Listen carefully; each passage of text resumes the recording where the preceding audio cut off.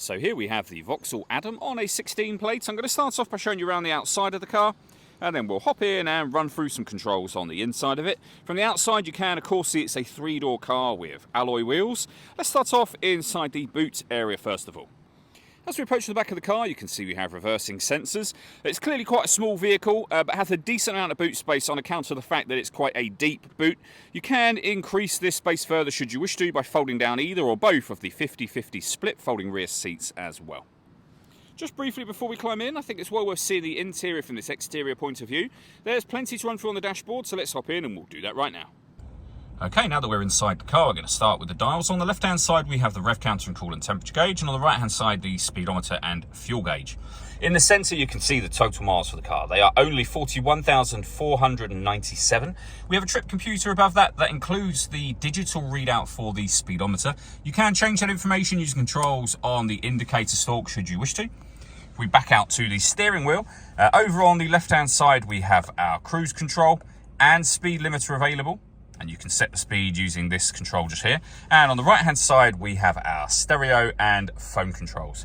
Over in the center is the main stereo itself. So we have the volume over on this left hand side just here. Over on the right hand side, you can access, in this case, radio stations, because that is the menu that we're on.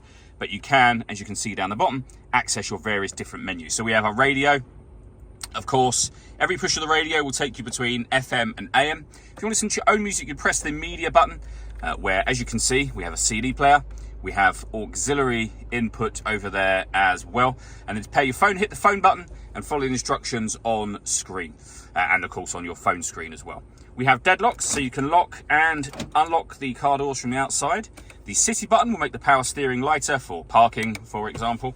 And then below that, we have the air conditioning for the car. So you're able to adjust the temperature, fan speed, and the direction that you'd like the air to be distributed in once it enters the car.